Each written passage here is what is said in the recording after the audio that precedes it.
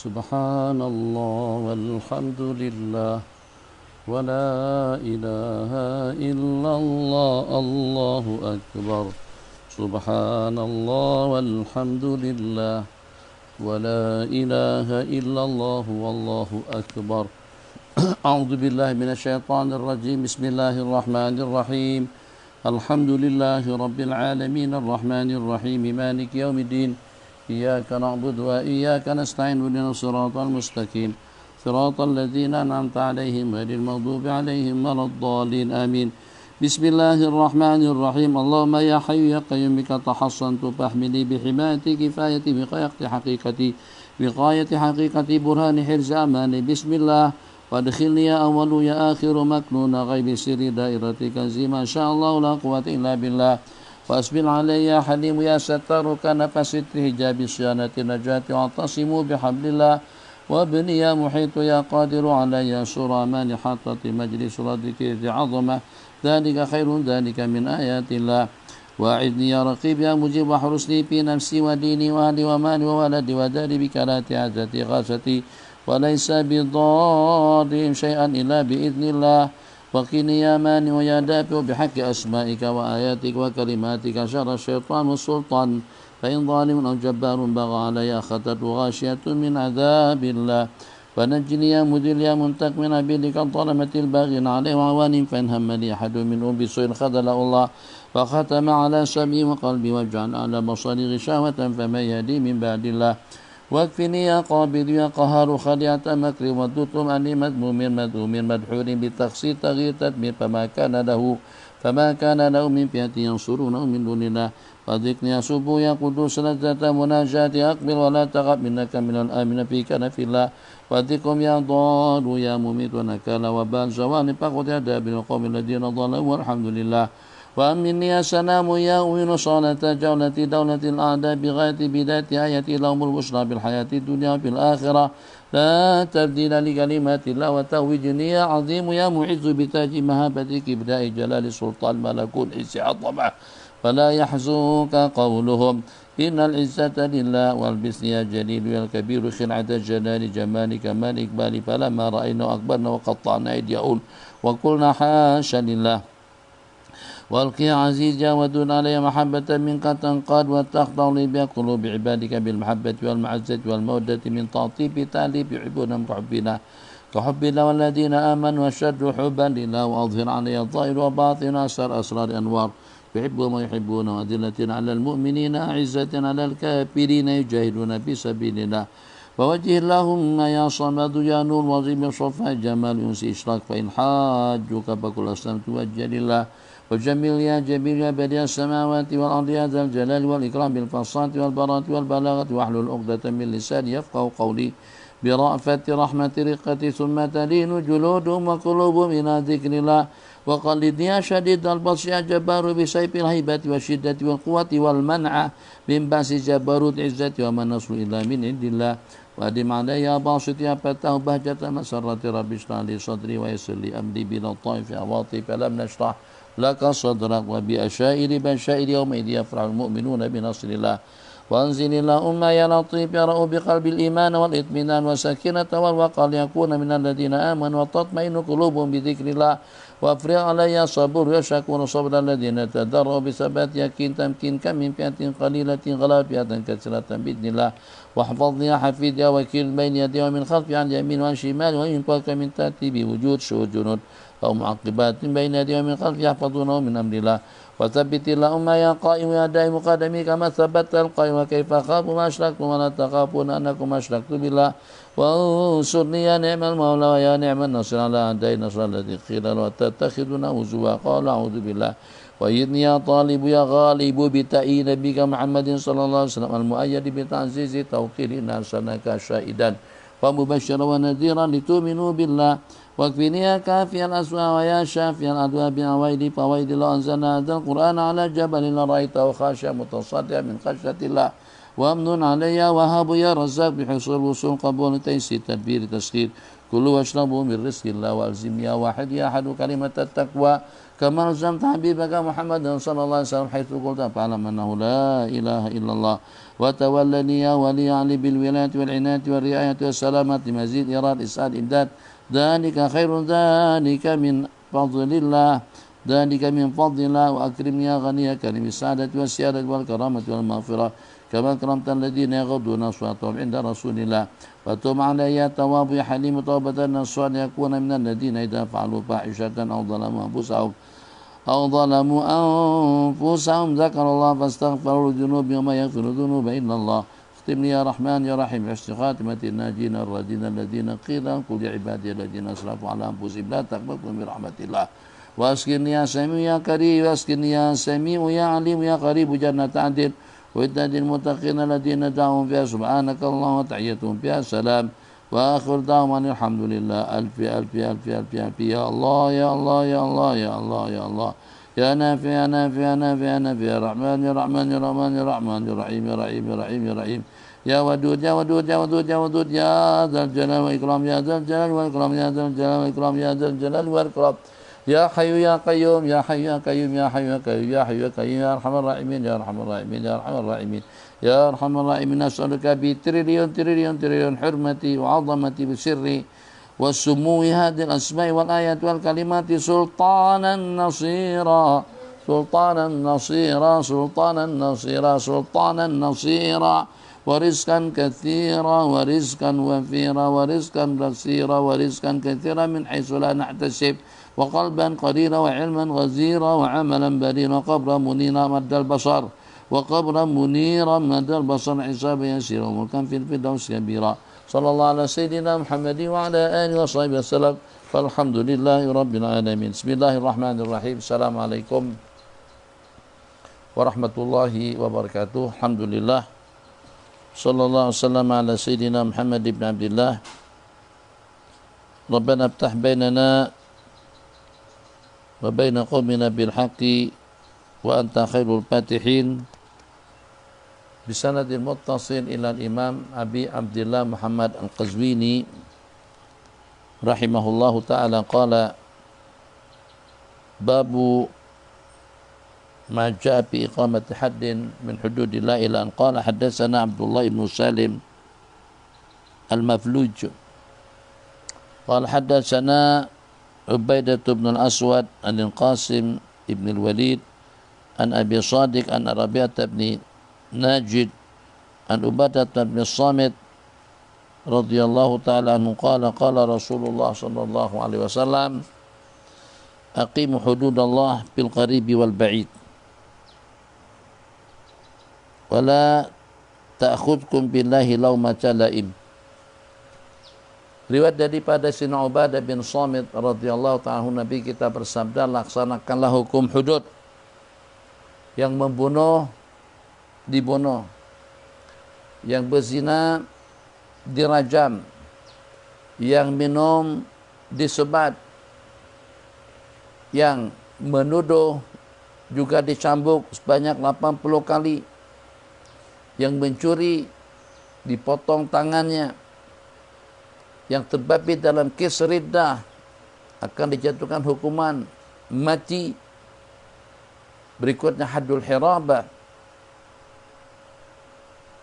seseorang yang terbabit dalam kes perampokan yang disebut dengan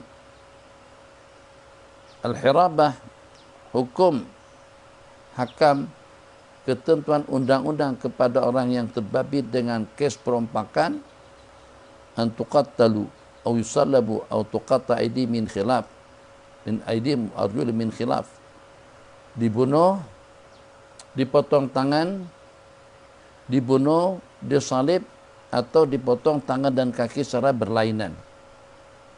Itu disebut dengan haddu al-hirabah, di mana dengan kumpulan mereka-mereka yang terbabit dalam kes hirabah yang melakukan as-sa'yu fil ardi bil fasad wa yas'una fil ardi fasadan an tuqattalu ayyuqattalu mereka-mereka yang memusuhi Allah dan Rasulnya dan melakukan kerusakan di atas permukaan bumi, ada sebutan wa yas'auna fil ardi fasadan. Ini dijadikan dalil oleh sebagian ulama untuk menjatuhkan hukuman mati kepada mereka-mereka yang terbabit melakukan kerusakan di atas permukaan bumi. Jadi katakan saja kalau pada waktu ada dengan seorang buka pusat pelacuran, buka pusat perjudian, hukuman yang paling layak itu apa saja? Hukumannya adalah haddul hirabah. Begitu juga sebagaimana dengan undang-undang di beberapa negara yang terbabit dengan heroin, kokain, bawa dalam berapa grempon masuk atau juga keluar, itu akan dikenakan hukum haddul hirabah. Hukumannya adalah hukuman mati. Jadi hampir kebanyakan daripada negara-negara sekarang ini akan menjatuhkan hukuman mati kepada sesiapa saja yang menyeludupkan dada sabu-sabu, obat-obatan, atau kokain dan heroin. Kalau terbukti sabit kesalahannya menyeludupkan juga membawa, mengedarkan, menjual belikan narkotika, maka hukuman mati yang menimpa atau hukuman mati yang menunggu. Itu dari mana dasar pengambilannya? Dasar pengambilannya daripada ayatul hirabah.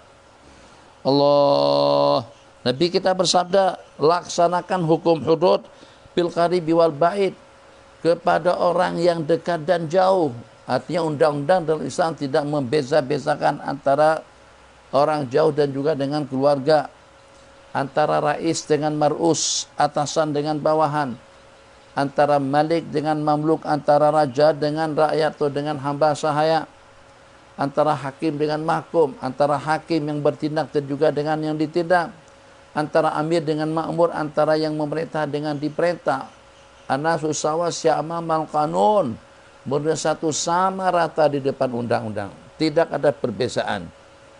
Dengan tidak adanya perbezaan undang-undang dalam Islam, siapapun yang terbabit akan menerima hukumannya. Ini adalah merupakan suatu faktor asasi negara Islam, negara yang dilaksanakan undang-undang secara sama rata. Itu insya Allah akan menjadi negara yang aman, damai, dan sentosa. Jadi tidak sebagaimana dengan di sebagian negara, undang-undang itu untuk orang-orang miskin, untuk orang-orang yang lemah, yang tidak ada otoriti, yang tidak ada wewenang. Terlepas daripada undang-undang kalau dia adalah pegawai tinggi kerajaan, terlepas daripada undang-undang kalau pada itu dia ada pangkat, terlepas daripada undang-undang kalau pada itu dia punya duit, harta, dan kekayaan, terlepas daripada undang-undang kalau pada itu dia tergolong dalam kumpulan yang punya wewenang sebagai anggota parlemen misalnya. Nah, undang-undang tidak berlaku kepada mereka, berlaku kepada orang-orang yang lemah, berlaku kepada orang-orang yang miskin. Dalam sebuah diskusi Allah berfirman, macam mana dengan sebuah negara itu akan menjadi maju dan makmur, yang kalau pada saat ketika yang pada waktu dengan di pemerintahannya itu tidak menarik, tidak memberikan bantuan kepada orang-orang yang lemah, dan tidak menyekat leluasa di kalangan orang-orang yang zalim dan diktator. Bismillahirrahmanirrahim. Babu man la yajibu alaihi haddu, bab yang menyatakan seseorang yang tidak wajib atau yang tidak dituntut ke atasnya untuk dilaksanakan hukuman hudud. Maksudnya, ke atas siapa kira-kira hukuman akan terjatuh? Riwayat daripada Sayyidina Uqbah Al-Qurazi radhiyallahu ta'ala anhu qala, uridna ala Rasulillah sallallahu alaihi wasallam yauma Quraidah. Kata Sayyidina Atiyah Al-Qurazi, uridna, kami dipamerkan, kami diperlihatkan kepada baginda Rasulullah sallallahu alaihi wasallam pada peristiwa Quraidah. Fakana man ambata qutila wa man lam yubit khuliya sabilo. Maka sesiapa yang sudah tumbuh bulu di sekitar kemaluannya akan dibunuh. Yang tidak tumbuh maka akan dibebaskan. Fakuntu piman lam yumbit fa khuliya sabili. Dan aku pada saat ketika itu daripada orang yang belum tumbuh bulu-buluan di sekitar kemaluannya. Ada dua poin penting. Yang pertama, tumbuhnya bulu-buluan yang gersang di sekitar batang kemaluan, itu menunjukkan bahwasanya orang tersebut sudah menjelang masa dewasa. Jadi kita dalam Islam, sini hujan lebat, hujan, tak minta pun, tak minta, tapi Allah yang punya sifat Rahman Rahim. Ini dengan tanaman, ini dengan tumbuh-tumbuhan, ini dengan pokok, agar dengan tanaman-tanaman tetap subur, dengan oksigen yang dia keluarkan di malam hari, untuk memberikan kesehatan, keafiatan, untuk memberikan kesegaran dan kenyamanan kepada umat manusia yang hidup atas permukaan bumi. Allah turunkan hujan untuk menyirami permukaan bumi yang tandus dan juga yang gersang, untuk menyirami makhluk-makhluk yang memerlukan siraman air, yang hidupnya bergantung kepada al-ma'. Wa ja'alna minal ma' kulla syai'in hayy. Kami jadikan daripada air segala sesuatu itu hidup. Hidup. Kulla syai'in hayy. Di antara daripada yang boleh digunakan untuk kita berterapi kesehatan, itu adalah mengkonsumsi banyak-banyak meminum air putih untuk kesehatan dan juga untuk keafiatannya. Diriwayatkan Mbah Maimun, sebutannya macam Mbah Maimun, salah seorang daripada ulama besar asal daripada Jawa Tengah yang meninggal dunia di tanah suci Mekah pada beberapa tahun yang lalu, dikuburkan di Baqi'. Karamat, bermacam-macam karamat yang dinukil daripada beliau, makrumat, bermacam-macam kemuliaan, keilmuan, dan juga dengan wibawa dan pengaruh. Karena mengingat beliau ini dilahirkan daripada warga yang kurang berkemampuan, dan mak beliau pun juga dalam keadaan sakit. Mak beliau dalam keadaan sakit. Maka pada saat ketika Mbah Maimun ini lahir dalam keadaan yang serba krisis, pada itu dengan Pak Kiai Hashim Asy'ari, itu adalah yang mencetuskan atau yang membangun Nahdlatul Watan, Nahdlatul Ulama, yang membuat satu organisasi di Indonesia yang terbesar di Indonesia. Di antara dua, ada Muhammadiyah, ada NU. NU artinya Nahdlatul Ulama. Itulah Pak Kiai Hashim Asy'ari. Dengan beliau berikan satu gelas air jampi kepada Mbah Maimun tadi itu, sehingga membuat bayi tersebut, anak tersebut menjadi sehat segar bugar. Bukan setakat sehat segar bugar, dengan bacaan daripada Kiai Haji Hashim Asy'ari, membuat bayi tadi itu sehat afiat jasmaninya, dan juga menjadi kuat, mantap daya ingatannya, dan juga sampai menjadi salah seorang daripada ulama besar di Indonesia. Berkat daripada air jampi. Air mineral itu kalau kita jampi, kalau kita bacakan ayat-ayat suci Al-Quranul Karim, kita bacakan Yasin, kita bacakan Waqiah, kita bacakan Tabarak, itu dengan kristal air tersebut itu akan semakin bertambah atau akan semakin cemerlang. Jadi beda ayat yang tidak dijampi dengan ayat yang dijampi. Ayat yang dibacakan Yasin, dibacakan Quran, dengan ayat yang terbiarkan begitu saja.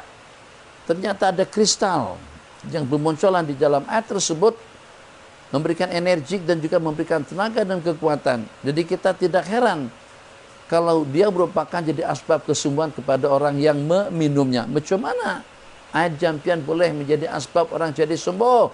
Itu kena dengan kristal Qur'ani, jampian dan bacaan yang dibacakan ke dalam air berkenaan. Allah berfirman, wa ja'alna minal ma'i kulla syai'in hayy. Segala sesuatu itu kami jadikan hidup dengan perantaraan air. Hujan lebat, alhamdulillah. Syukur ya Allah ya Arhamar Rahimin. Jadi yang pertama tentang peristiwa Quraidah, jadi disebabkan karena pengkhianatan daripada orang-orang Yahudi Bani Quraidah, di mana setelah Nabi kita sampai ke Madinah, di antara daripada yang awail yang pertama Nabi kita lakukan itu adalah mewujudkan piagam kota Madinah yang kita sebut dengan piagam Al-Madani, di mana dengan perjanjian di dalam piagam Madinah tadi itu, kota Madinah adalah merupakan tanggung jawab bersama keselamatannya, kesejahteraan dan juga dengan kemajuannya antara kaum muslimun, orang-orang Yahudi dan juga dengan orang-orang mutafik penduduk di sana. Tapi ternyata pada suatu ketika di saat Nabi kita lagi sedang bersama para sahabat dalam satu peperangan, sekembalinya Nabi kita pada peperangan tadi itu, Nabi kita sedang berada di kawasan perkampungan orang Yahudi yang pada saat ketika itu Nabi kita lagi sedang santai, Nabi kita lagi sedang berehat. Kata salah seorang daripada mereka, tidak ada detik-detik saat waktu yang paling mudah, yang paling tepat untuk kita membunuh Muhammad daripada detik-detik kita sekarang. Tinggal gugurkan batu saja daripada atas, sudah selesai, habis yang namanya Islam dengan dakwahnya. Sebelum perbuatan tadi itu mereka lakukan, Nabi kita sudah mendapatkan wahyu, mendapatkan peringatan daripada malaikat Jibril. Nabi kita ke Madinah, gerakan pasukan, di mana dengan beliau mengepung perkampungan Bani Quraisyah yang berkhianat untuk membunuh baginda Rasulullah SAW. Maka dengan pengkhianatan mereka tadi itu, mereka mau tidak mau akan ditimpakan suatu hukuman berat. Mereka akan dijatuhkan satu hukuman berat. Dan pada saat ketika itu mereka meminta kepada baginda Rasulullah SAW agar dengan hakim yang bertindak. Itulah Sayyidina Sa'd bin Mu'az, penghulu daripada kaum Ansar yang berasalkan daripada orang Yahudi. Maksudnya orang Yahudi yang sudah masuk Islam, tapi mereka tidak mau, mereka tidak tahu bahwa Sayyidina Sa'd bin Mu'az adalah sudah masuk Islam. Ya Allah Arhamar Rahimin. Jadi karena mereka tahu kalau seandainya masuk pun di antara daripada orang yang banyak memikirkan, yang banyak ngambil berat tentang masa daripada Yahudi Bani Quraidah. Maka setelah dengan beliau dipanggil untuk menjadi hakim kepada perkampungan Bani Quraidah, Nabi kita pesankan kepada, Nabi kita arahkan kepada para sahabat pada itu bila sampai, Qubu ila sayyidikum, bangkitlah kalian untuk menyambut penghulu kalian. Mereka pun bangkit. Ada yang mengatakan pada waktu itu Sayyidina Sa'd bin Mu'adz dalam keadaan sakit. Jadi Nabi kita suruh bangkit untuk membantu dan menolong dikenakan karena beliau sakit. Pendapat yang lain daripada ulama, tidak. Itu adalah sebagai satu panduan kepada kita untuk kita menyambut berdiri, untuk kita bangun dan bangkit pada saat ketika dengan kita didatangi oleh orang yang mulia. Nah, jadi setelah Sayyidina Sa'd bin Mu'adz mendapatkan kepercayaan daripada orang-orang Yahudi yang mereka redha dan restu untuk menerima keputusan daripada Sayyidina Sa'ad, maka Sayyidina Sa'ad mengatakan, aku jatuhkan hukuman kepada mereka Yahudi Bani Quraisyah yang khianat, perempuan dan anak-anak menjadi hamba saya, laki-laki yang sudah dewasa akan dipenggalkan kepalanya. Nabi kita bagi komen, Nabi kita bersabda, laqad hakamta bihukmillah, kamu telah menjatuhkan hukuman Allah daripada 7 lapis langit, dari atas 7 lapis langitnya. Laqad hakamta bihukmillah min fawqi sab'i samawatihi aw kama qala Rasulullah sallallahu alaihi wasallam. Kembali kepada poin yang pertama, bahwasanya tumbuhnya bulu-buluan di sekitar kemaluan itu sebagai petanda orang itu sudah balik. Dia sebagai salah satu daripada tanda al-bulugh. Balik iman dengan usia, kalau genap usianya 14 ke 15 tahun. Yang kedua, balik dengan haid. Kalau dengan perempuan itu sudah kedatangan haid, berarti dia sudah dewasa. Baliknya dengan laki-laki, kalau pada waktu dia bermimpi sampai keluar air mani, itu sebagai petanda dia dewasa. Balik dengan mimpi, balik dengan keuzurannya, balik dengan kehamilannya. Bagaimana kalau seandainya dengan anak perempuan pada masa usia 13 tahun dikawinkan dengan seorang laki-laki yang berusia agak cukup lumayan dewasa, 18 tahun. Mereka sudah berkumpul, tidak terkesan, berkumpul. Setelah usianya 14 tahun, atau menjelang usia berapapun, ternyata si perempuan tadi itu hamil. Kehamilan daripada istri tadi itu yang berada di bawah usia atau di bawah umur, menunjukkan atas kedewasaannya, menunjukkan atas bulu yang dia sudah dewasa. Balik karena hamil, balik karena haid, balik karena usia cukup 15 tahun, balik karena bermimpi, balik dengan suara dulu, ya Imam Ar-Rus. Kecil, suara kecil. Tapi loh, ya Imam Ar-Rus liya sanadi. Jadi ikut pendapat sebagian daripada ulama, suara kanak-kanak kalau sudah menjadi gersang itu juga mempertanakan dia dewasa. Selain daripada itu adalah tumbuhnya bulu-buluan di sekitar kemaluan. Jadi kata Sayyiduna Atiyah Al-Qurazi, masa diperiksa kami pada waktu itu, ternyata aku belum tumbuh, aku pun bebas daripada kematian. Sementara yang tumbuh bulu-buluan di sekitar kemaluan, itu maksudnya kepada anak-anak yang dibimbangkan dan juga diragukan apakah sudah balik atau belum. Yang sudah balik akan dipancung, yang belum balik bebas dan selamat akan menjadi hamba sahaya. Bismillahirrahmanirrahim. Maka dengan aku diantara daripada orang yang belum tumbuh, fakhulya sabili, maka aku pun dibebaskan. Riwayat daripada Sayyidina Atiyah Al-Qurazi yaqulu, faha ana za baina azhurikum, inilah dengan aku sedang berada di tengah-tengah kalian, artinya masih hidup. Daripada Sayyidina Abdullah bin Umar radhiyallahu ta'ala qala uritu ala Rasulillah sallallahu alaihi wasallam yauma Uhud wa ana ibnu 14 sanatan falam yujizni wa uritu alaihi yaumal khandaq wa ana ibnu 15 sanatan fajazani. Pada peristiwa Uhud tahun yang kedua, peristiwa Khandaq pada tahun yang ketiga.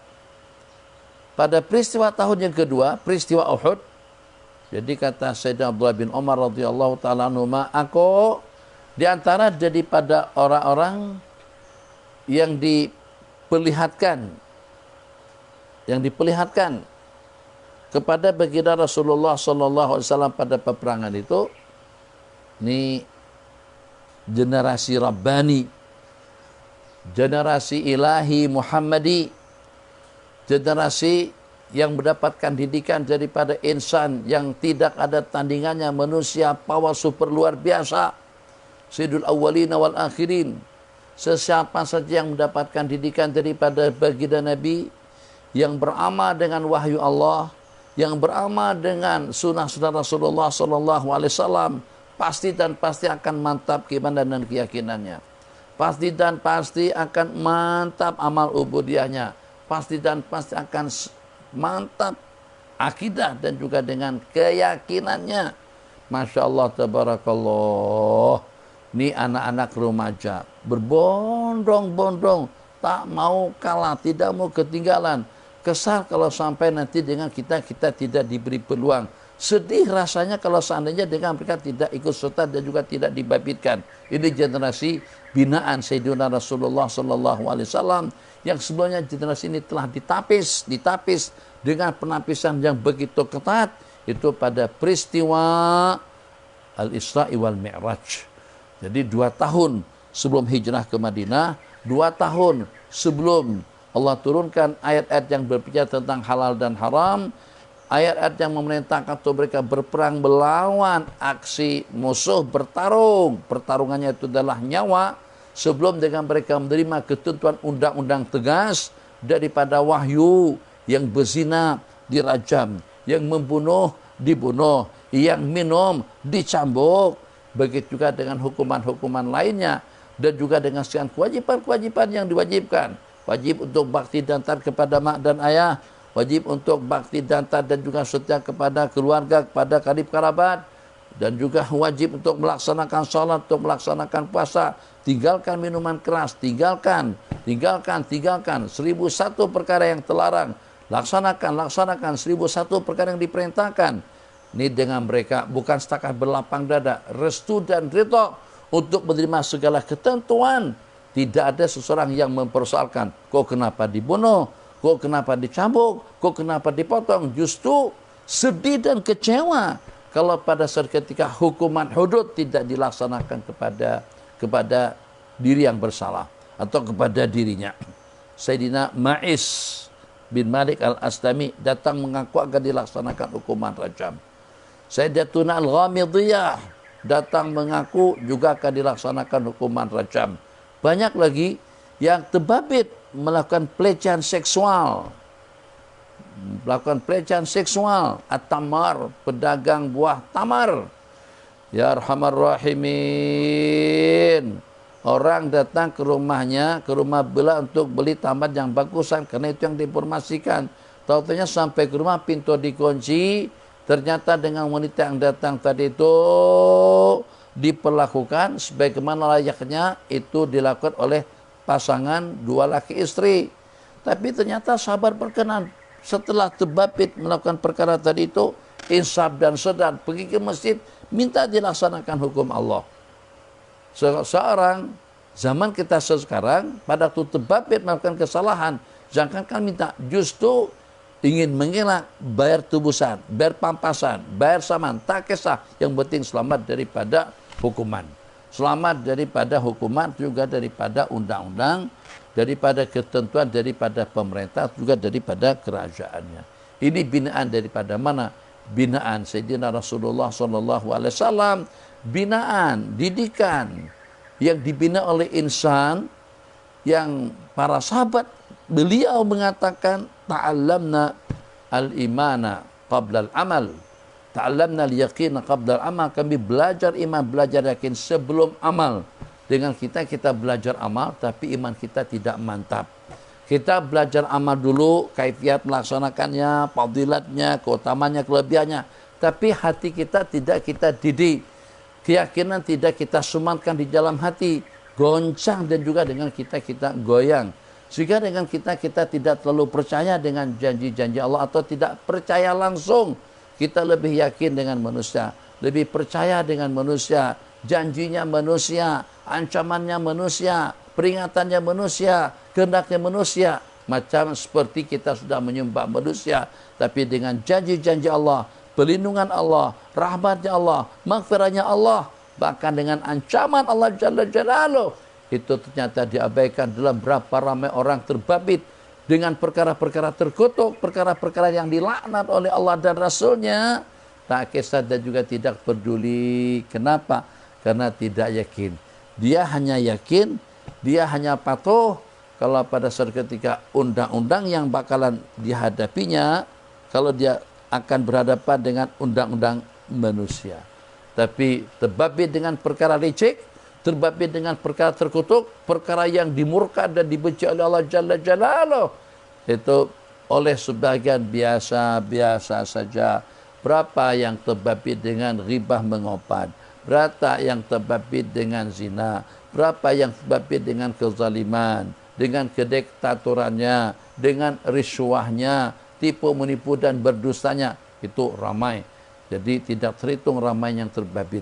Kenapa? Karena tidak ada iman dan yakin yang mantap di dalam hati, sehingga lebih yakin dengan yang dijanjikan oleh manusia berbanding dengan keyakinan yang berbanding dengan janji-janji yang dijanjikan oleh Allah Subhanahu wa taala. Salatu khairum minan naum. pada masa bebas COVID-19, azan berkumandang seperti itu. Sebebas-bebasnya dengan kita boleh pergi ke masjid. Datang ke masjid tak kita? Tidak. Coba kalau dijanjiin, yang salat subuh berjamaah di masjid akan dapat uang cukup RM50. Ramai orang yang pergi untuk dapat uang RM50. Kalau seandainya di masjid itu ada pengajian, lepas pengajian ada makan, ramai orang yang datang karena untuk makanan. Tapi kalau hanya untuk setakat pahala saja, itu ternyata kita ketepikan. Assalamualaikum, ramai yang tidak menyahut, berjumpa, ramai yang tidak memberikan salam. Yakin kalau pada itu kita bermuamalah dengan manusia, Masya Allah, tabarakallah, masuk office tepat waktu. Salat tidak tepat waktu, tidak ada masalah. Pada waktu dijanjikan akan mendapatkan keuntungan, sanggup jual beberapa aset dijual. Karena itu adalah suatu bisnis yang menguntungkan. Modal RM5 jadi kepada 10, jadi kepada 15. Semakin banyak semakin menguntungkan. Tak kisah jual rumah, tak kisah jual tanah, tak kisah jual kereta. Biar habiskan aset yang dia punya untuk modal. Sebab dengan modal yang banyak akan mendapatkan keuntungan yang banyak. 27 kali gada salat berjamaah terabaikan. Tasbih, tahmid dan takbir ditinggalkan. Air kursi jaminannya surga ditinggalkan. Kenapa? Ini bukan kelas kampungan, ini kelas imam dan juga kelas tutu guru. Pada waktu kita ada kehilangan yakin dengan janji-janji Allah, itu yang menyebabkan dengan kita abaikan amalan-amalan yang berada di ujung jari kita masing-masing.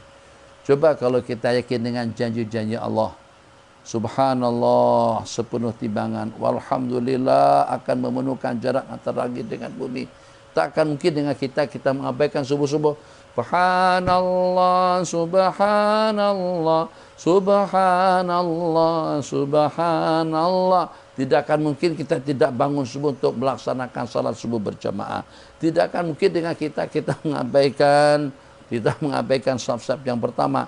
Coba tengok saf-saf yang pertama kosong. Ambil pojok. Bawa sejadah, sembayang dekat tiang. Sembayang di arus angin. Tempat pilihan di bawah arus angin. Pilihan kalau ada tiang. Pilihan tempat untuk menyundar. Pilihan boleh mengelak-elak daripada tatapan tuk guru yang sedang menyampaikan kuliah. Itu pilihan. Saf pertama, sesungguhnya Allah dan Rasulnya, innallaha wa malaikatahu, sesungguhnya Allah dengan para malaikatnya, la yusalluna, Allah mencurahkan rahmat, malaikat mendoakan keampunan kepada orang yang berada di saf-saf yang pertama. Terabaikan saf-saf yang pertama. Tahu tapi tidak amal, amal tapi tidak tulus, ikhlas pun juga masih dalam keadaan bahaya. Kembali, saf-saf pertama seperti itu fadilatnya. Lau ya'lamuna ma bin nida'i wa safil awal. Kalau kalian tahu tentang keutamaan azan dan juga tentang keutamaan saf yang pertama, kemudian kalian tidak memperolehinya, niscayalah dengan mereka lastahamu akan mengadakan undian, berundi untuk dapat saf yang pertama. Zaman kita sekarang tak perlu berundi, kamu dengan begitu mudah mendapatkan saf yang pertama. Baik itu dengan saf yang pertama itu juga dengan azan. Waktu dhuhr sudah masuk, masjid bagi kebebasan kepada siapapun yang mendoakan azan. Azan bang? Haji aja lah. Azan? Pak Maskur, silakan azan. Suara saya kurang cantik. Pak Maftuh, silakan. Tolak menolak. Ini hadiah daripada Allah. Peluang dan kesempatan, pahalanya besar. Sebanyak yang menyaksikan, sebanyak yang akan bersaksi. Innahu la yasma' bada sautin mu'adzini insun wala jinnon. Tidak akan mendengar gema lantunan seseorang di saat mengumandangkan azan. Baik didengar oleh manusia tubuh juga jin, itu akan bersaksi, dia akan bersaksi nanti pada hari kiamat. Orang masih mempersilakan orang lain untuk mengumandangkan azan. Bahkan mempersilakan orang lain untuk mengisi saf-saf yang pertama. Justru sampai sanggup panggil lagi yang belakang untuk memenuhi saf-saf yang pertama. Khatib dengan nyarinya menggunakan sound system yang bagus. Assalamualaikum warahmatullahi wabarakatuh. Ramai mana yang di bawah yang menjawab? Etikaf di masjid. Kita sedang bersama para malaikat. Kita dengan curahan rahmat. Kita dengan curahan maghfirah. Sibuk dengan grup WhatsApp. Sibuk dengan handphone.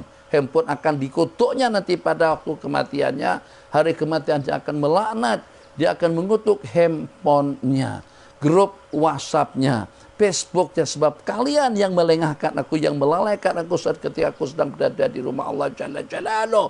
Tidak akan main handphone kalau pada waktu kita depan immigration, pada waktu nak cop pasport. Tidak akan main handphone kalau pada waktu kita depan tuanku. Mungkin kalau tuanku yang garang, muka kena tepuk atau juga kena tampar. Ya Zubillah, tak berani main handphone, tak berani main handphone di depan atasan yang sedang berbual-bual secara khusus. Tapi kita main handphone pada waktu kita menjadi tetamu Allah Jalla Jalaluh. Bagaimana kita akan diperhatikan? Macam mana Allah bagikan keyakinan ke dalam hati pada saat ketika tempat-tempat yang mulia kita tidak muliakan? Bagaimana dengan kita akan mendapatkan keimanan dan ketentraman di dalam jiwa, yang pada waktu dengan kita menjauh daripada Allah Jalla wa'ala. Kekuatan iman dan yakin itu bergantung kepada di mana Allah dalam hati kita, di mana kuasa Allah, di mana kudrat Allah Jalla Jalaluhu kembali. Maka di situ perlunya, di sana pentingnya dengan kita menanamkan imaniyat, yakiniyat ke dalam individu muslim dan muslimah. Kalau kita yakin pahala berjamaah, tidak akan mungkin dengan kita meninggalkan salat berjamaah. Kalau kita yakin dengan pahala Allahumma ajirna minan nar, jadi penyelamat kita daripada api neraka, tidak akan mungkin dengan kita menyunatnya daripada 7 menjadi kepada 3 saja. Tidak akan mungkin dengan kita meninggalkan tasbih, tahmid dan takbir yang 33 dengan penutupnya la ilaha illallah wahdahu la syarika lah lahul mulk wa lahul hamdu yuhyi wa yumiitu ala kulli syai'in qadir. Baik itu karena makanan, baik itu karena masakan, baik itu karena kesibukan, sanggup baca zikir itu pada waktu kita lagi sedang drive. Subhanallah, subhanallah, subhanallah, subhanallah, subhanallah, subhanallah. La ilaha alhamdulillah, alhamdulillah, alhamdulillah. Kenapa? Sampai kumat kami pada waktu memandu, karena besarnya ganjaran yang Allah janjikan. Selangkah menuju masjid pahalanya lebih mahal daripada dunia. Selangkah menuju rumah Allah Jalla Jalaluh itu pahalanya lebih besar daripada kemewahan dan juga daripada jawatan, daripada harta dan politik yang didapatkannya. Tapi kenapa kita abaikan? Ini kita hitung. Hari Jumat laki-laki tidak lagi pakai seragam berpakaian serba putih. 5 ada kenapa? Kemudian juga dengan kita tidak ambil berat dengan ucapan amin.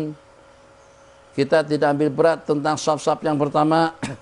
Kita tidak ambil berat tentang menjawab dan juga mengucapkan assalamualaikum. Tidak ambil berat tentang salat 5 waktu. Bahkan ramai yang meninggalkan salat Jumat. Tidak ambil berat dengan bacaan tasbih, tahmid dan takbir yang bacaannya atau yang balasannya itu adalah untuk keampunan dosa, akan diampunkan dosa kesalahannya yang walaupun sebanyak buih di laut. Satu, kenapa faktor tidak tahu.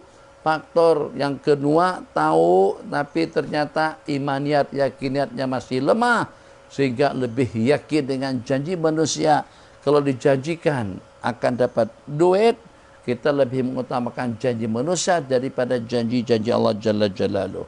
Itu makna perkataan ta'allamnal iman qabla al-amal. Kami belajar iman sebelum amal. Sehingga ini cabarannya, tarungannya adalah mati.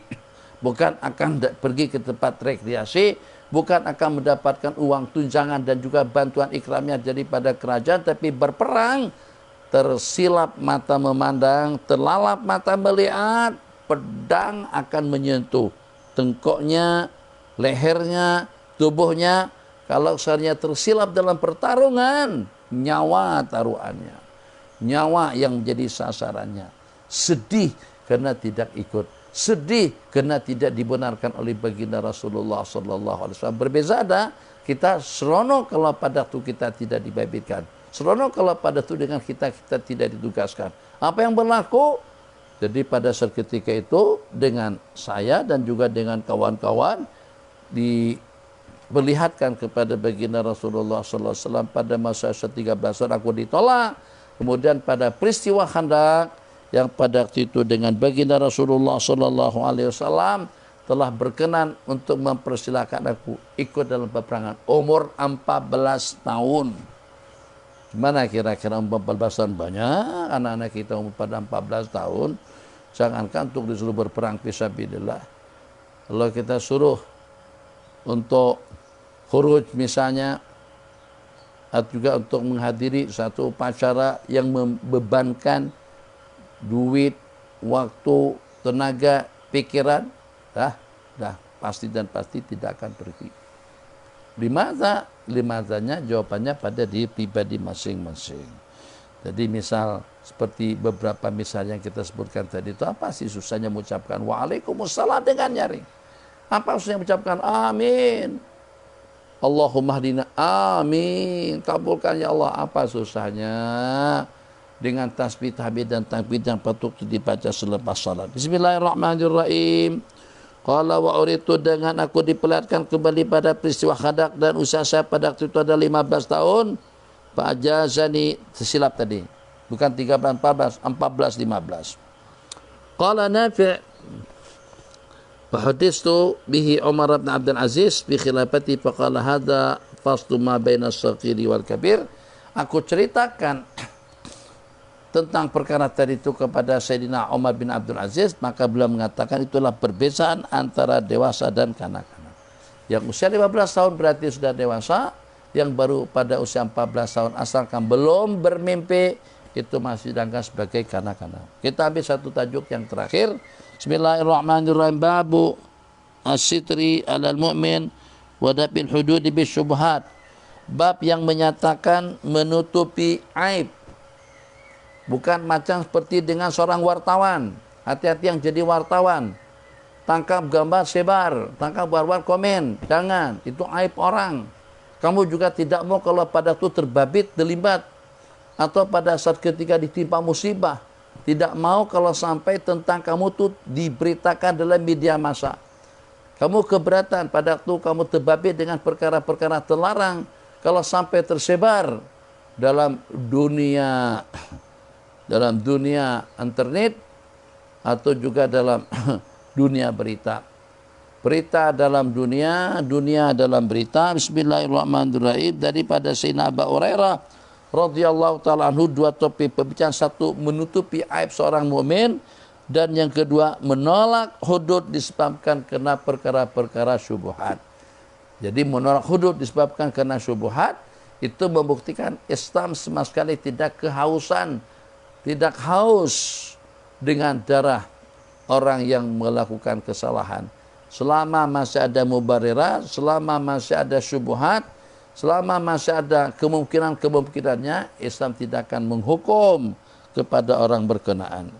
Nabi kita bersabda, man satara musliman satara Allah fi dunya wal akhirah. Barang siapa memberikan perlindungan, menutupi aib, kejelekan, keburukan daripada seorang mukmin, niscaya Allah akan menutupi dirinya daripada aib dunia dan akhirat. Ingin agar hidup kita terjaga, aib-aib dan juga keburukan kita tidak akan terbongkar, maka juga bersikap yang seperti itu. Kalau ternyata ternampak dengan kita uyub, aib, kejelekan daripada orang, jangan diwar-war, dan jangan tangkap gambar kemudian kita share, kemudian kita sebarkan. Jangan sampai dengan kita menyebarkan berita-berita jelek buruk daripada sesiapapun sehingga sampai didengar dan juga dikenal oleh dunia. Kalau dia terbabit dengan perkara terlarang, mungkin keterbabitannya dengan seumpama liwat, keterbabitannya dengan seumpama zina, keterbabitannya dengan seumpama minuman, datang kita nasihati secara pribadi. Tidak boleh tangkap gambarnya pada waktu dia minum, tangkap gambarnya pada waktu dia sedang bersama perempuan, sebarkan dalam media massa, waliyadzubillah, itu orang nanti akan maksud, akan Allah singkap tampil penjagaan Allah kepada dirinya, sehingga segala aib-aib dan keburukannya, bukan sekadar akhirat, di dunia pun akan tersebar dan juga akan ditunjukkan oleh Allah Subhanahu wa taala. Nabi kita bersabda, hadis riwayat daripada Sayyidina Abu Hurairah radhiyallahu ta'ala anhu, itfa'u al-hududa ma wajadtum lahu madfa'a. Elaklah hukuman hudud selama kita masih mendapatkan jalan keluar daripadanya. Itfa'ul hudud, tolaklah hudud. Ma wajabtum, selama kita temukan celah untuk kita menolaknya. Ya Rasulullah, kata Sayyidina Ma'is, ini qad zanaitu, aku telah melakukan hubungan di luar nikah. Nabi kita tak respon. Nabi kita bersabda, abika junun, awani gila ke? Itu namanya menolak hukuman. Tak. Apakah kamu mabuk? Minum? Tidak. Apakah kamu tahu tentang definisi zina itu apa? Nggih, tahu. Seperti timba dimasukkan ke dalam air telaga, seperti dengan mukhalah, besi celak mata dimasukkan ke dalam celak matanya. Nah, itu definisi daripada zina. Masa pengakuan, Nabi kita berpaling. Kedua, Nabi kita berputar. Ketiga, Nabi kita berpusing. Kali keempat, baru Nabi kita perintahkan para sahabat untuk merajam Sayyidina Ma'is bin Malik al-Aslami radhiyallahu ta'ala anhu. Itu mana idra'u. Mungkin dicium saja kali. Mungkin cuman hanya raba-raba kok peluk-peluk dia. Kamu berkata, dah. Bukan peluk, bukan cium. Bukan meraba, memang beneran. Dia lakukan. Nah, itu baru syarih seperti itu. Bismillahirrahmanirrahim. Qala Rasulullah sallallahu alaihi wasallam itbal hududa mastata'tum ma wajadtum lahu madfa'a. Riwayat daripada Sayyidina Abdullah bin Abbas radhiyallahu ta'ala anhu Nabi sallallahu alaihi wasallam qala man satara an akhihi awrata akhil muslim. Barang siapa menutupi kejelekan, keburukan saudara dia yang sama agama, niscaya Allah akan menutupi keburukannya, aibnya nanti pada hari kiamat. Wa man kasyafa, dan barang siapa menyikap aib saudaranya yang muslim, Allah akan menyikap aib keburukannya hatta yafdahahu biha fi baitih, sehingga Allah akan tunjukkan, Allah akan permalukan dia di rumah, di tempat karib kerabat dia sendiri. Nah, begitu ini panduan daripada agama. Jadi jangan sampai dengan seseorang menjadi pembuncing. Nah, jadi bagaimana kira-kira dengan SB? Apakah itu termasuk membuncing aib-aib orang lain? SB perlu mata-mata, perlu intelijen, perlu, tapi itu untuk demi keselamatan negara. Kalau ada teroris, kalau ada orang-orang yang membuat ajaran sesat, itu tak apa. Catat saja, laporkan kepada pihak yang berwenang. Jadi SB kepada orang yang membuat ajaran sesat, silahkan. Jadi SB kepada orang-orang yang boleh membuat bencana, kehancuran dan kerusakan kepada negara, silahkan. Tapi jadi SB untuk menyekat orang-orang yang dibenarkan oleh agama untuk menyampaikan hukum hakam, untuk menyampaikan dakwah, untuk menyampaikan perintah Allah dan Rasulnya. Hanya permasalahannya mungkin orang itu belum ada tauliah. Itu kita lebih banyak bertoleransi. Ya Allah arhamar rahimin, kalau saya jadi Datuk Mufti, sewajarnya dengan saya akan tawarkan kepada orang-orang, silakan para ustadz-ustadz yang belum ada tauliah untuk datang ke pejabat. Ambil borang. Tak mesti secara langsung, wakil juga boleh. Ambil borang, isi borang. Saya akan bagi tanda tangan secepatnya, bagi tauliah kepada mereka. Dapat andil, dapat pahala banyak daripada penceramah-penceramah yang diberikan tauliah oleh jabatan mufti. Saya sudah tidak boleh berceramah, saya sudah tidak boleh menyampaikan hukum hakam, nasihat dan panduan bimbingan kepada umat disebabkan kerana tugas di pejabat. Tapi saya bagi tauliah kepada orang-orang yang mustahak. Saya dengar ada 3 orang daripada Yaman, sahabat kita ngaji di Dar Mustafa, ada 10 orang yang ngaji daripada Mesir, memang berkelayakan, memang mempunyai potensi yang bagus, keilmuan yang bagus, penyampaian yang bagus, dari sudut berbagai aspek keilmuan, bagus dan mantap, mempunyai kelebihan daripada berbagai disiplin ilmu. Okey. Tuh kalau seandainya dengan kita tidak sign langsung pun dengan orang yang diajukan untuk memberikan tauliah kepadanya, kalau seandainya dengan kita tidak langsung pun kita dengan perantaran wakil. Bahkan sepatutnya dengan kita datangi mereka. Kita dapat berita ada salah seorang daripada kiai daripada Mesir, ada salah seorang tu guru daripada Yaman, menyampaikan tauliah bukan untuk ditangkap. Kita datang gerakan pasukan daripada jabatan agama atau daripada majelis fatwa, bawa borang, bawa cop, bagikan tauliah secara seketika. Itu ikram, penghormatan kepada warasatin nubuwah, kepada pewaris ilmu baginda Rasulullah sallallahu alaihi wasallam. Atau kalau dengan pihak jabatan tahu itu orang tak ada tauliah. Sekarang apakah kita masukkan ke dalam media massa? Jangankan dimasukkan ke dalam media massa, didatangi oleh jabatan, kemudian disebut dengan bahasa telah ditangkap oleh majelis agama, itu saja sudah mempermalukan kepada individu berkenaan. Dia jadi pelacur kah? Dia membunuh kah? Dia bawa dadah kah? Dia buat perkara yang merusak keamanan dan keselamatan kah? Tidak. Dia menyampaikan qala Allah qala Rasulullah. Orang seperti itu kita boleh menumpang syafaatnya nanti pada hari kiamat. Orang yang seperti itu dengan kita boleh menumpang keberkatannya nanti di sisi Allah. Orang yang seperti itu akan mendapatkan ganjaran pahala yang berlipat ganda. Itu diantara daripada unsur yang akan mengekalkan Islam, akan mengekalkan imaniyat, yakiniyat, diniyat di negara kita atau di Nusantara. Jadi ini kepada sahabat-sahabat. Saya katakan sahabat-sahabat sebab mereka itu seusia saya, bahkan ramai yang lebih muda daripada saya. Jadi agar bagaimana dengan kita, jangan menunggu mereka datang. Ada di antara daripada penceramah di negara kita punya power, punya pengikut, punya penggemar, punya peminat, dan juga dengan keilmuan yang mantap. Itu kita yang bagi tahu dia, tak payah mereka datang. Jangan suruh mereka datang ke office, sebab sebagai suatu penghormatan daripada kita menghargai orang-orang yang menjadi pewaris kepada Rasulullah sallallahu alaihi wasallam, yang kita sudah tidak mampu juga tidak sanggup disebabkan karena kita sibuk.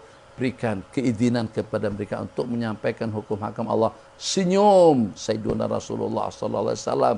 Kita ada andil dengan kebajikannya, ada andil dalam dunia penyebaran ilmu agama kepada umat. Ini nasihat saya tunjukkan kepada kawan-kawan penonton yang bakalan akan bekerja di majelis agama, di jabatan mufti. Berikan kemudahan, taisir kepada orang-orang yang berkemampuan, yang punya potensi bagus untuk menyampaikan hukum hakam. Kalau perlu Anda datang ke rumahnya, silaturahim, tu guru hanya minta tanda tangannya saja. Maklumat tentang nama, umur, alamat, email itu kita sudah isi, kita sudah dapat maklumat daripada lain. Kita datang ke sananya setakat untuk mendapatkan tanda tangan daripada tu guru tadi itu, tauliah keluar secara langsung. Itu insya Allah diantara daripada perkara yang besar pahalanya nanti di sisi Allah subhanahu wa ta'ala. Jadi kebaikan jangan disukat, kemungkaran kita hentikan. Kita guna otoriti dan juga wewenang kita untuk kita membentra segala kemungkaran dan juga segala kemaksiatan, dan kita menjadi penunjang kepada segala kebajikan. Kita menjadi penunjang kepada segala kemuliaan untuk memasyarakatkan yang indah dan bagus, agar dengan kita mendapatkan yang terbaik dan bagus nanti di sisi Allah. Aib, kita tahu dia menyampaikan hukum hakam, dia tidak ada tauliah, tutup mata saja. Nanti besok bukan dinasihati, kita berikan tauliah anci, supaya jangan sampai nanti dipertanyakan, jangan sampai ada yang repot nanti. Ini ambil tauliah, bagi tanda tangan, kad kecil saja, masya Allah, tabarakallah. Bukan kita khayalkan, tapi betapa indahnya kalau seandainya dengan kita bertoleransi dengan ulama, dengan ilmu agama, berbanding dengan keadaan yang kita tahu semuanya. Hanya setakat tidak ada tauliah saja yang meluput orang itu mempunyai keilmuan yang mantap, itu boleh disoal siasat, bahkan sampai pada tahap akan dikenakan saman. Wal iyadu billah. Orang berbuat maksiat tidak dikenakan saman, Tapi kalau pada waktu ada orang yang ingin melaksanakan ketaatan kepada Al-Maula Jalla Jalaluh, kalau tidak diancam pun, kalau tidak disaman pun, ternyata dia berada dalam ancaman. Wallahu a'lam. Sallallahu ala sayyidina Muhammad wa ala alihi wasallam. Insyaallah kita akan berjumpa kembali pada tengah hari nanti dengan dua buah kitab, dengan kitab Tarikhul Khulafa, dan sebelah petang nanti kita dengan kitab Sunan At-Tirmidzi dan juga dengan kitab Fiqh Al-Imam Ibnun Naqib rahimahullahu taala. Sallallahu ala Muhammad sallallahu alaihi wasallam. Sallallahu ala Muhammad sallallahu alaihi wasallam. Ya Nabi salam alaika, ya Rasul salam alaika, ya Habib salam alaika. Salawatullah alaika. Allahumma salli wa sallim wa barik alaihi wa ala alihi. Wassalamualaikum warahmatullahi wabarakatuh.